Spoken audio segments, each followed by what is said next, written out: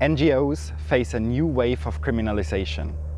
Ships are being detained, airplanes grounded, and activists intimidated. The European authorities are doing everything in their power to prevent organizations from saving human lives and documenting human rights violations. Today, 9 NGOs condemn the actions of the European authorities and demand an immediate end to this criminalization. The current situation in the Central Mediterranean is paradoxical. Each day we get calls from people in distress or children survivors. When we inform the respective authorities, no one is reacting. The European Union decides to let people drown right in front of their doorstep. But nobody is held accountable for these deaths. At the same time, they prevent NGOs from rescuing people and from monitoring human rights violations and violence at sea.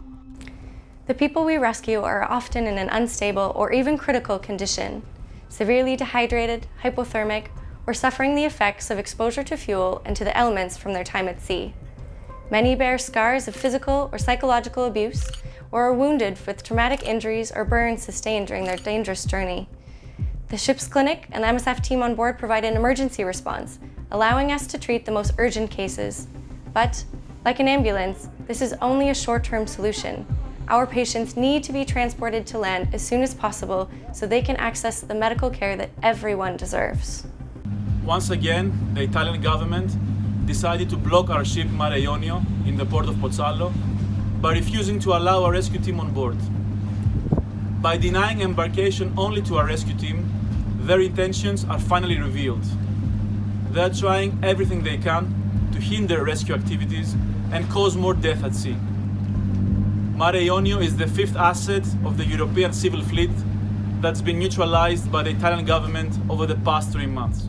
By strategically using port state control, the Italian authorities are trying to prove that our ships are not safe. But on the other hand, when it comes to keeping people on board for several weeks, then suddenly our ships seem to be safe enough for the authorities. Italian authorities have not only detained our ships, but also our aircraft. For the past month and a half, our Moonbird has been grounded and we have no longer been able to fly. These are attempts by Italian authorities to blind us all of the humanitarian disasters which are our borders, and direct results of EU border policies.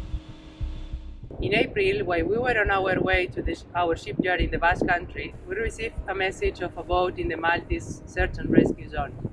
Instead of racing to the rescue, the Maltese authorities did nothing. We rescued the people in distress, and in return, our ship got blocked, even though we had actually taken over the job which Malta was not willing to do. Not only southern European states, but also Germany is taking part in this criminalization campaign. A new regulation by the German Minister of Transport, Andreas Scheuer, allegedly wants to increase the safety of small ships. In fact, it makes it impossible for them to operate. Leaked emails also prove the new regulation aims at preventing civil sea rescue. On October the 2nd, 2020, this regulation has just been declared as being non-applicable according to European law. This is a first success for civil sea rescue, but the final judicial outcome is yet to come.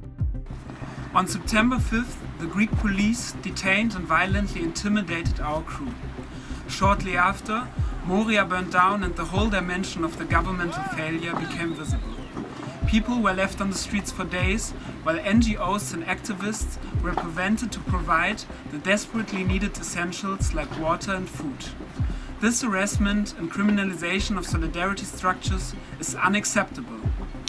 Today, we stand together to condemn the criminalization which we are facing. We demand immediate justice and will continue our joint fight so human rights at sea and on land are not just a simple word, but put in action. Free all our assets and stop discriminating our organization because the criminalization is killing people.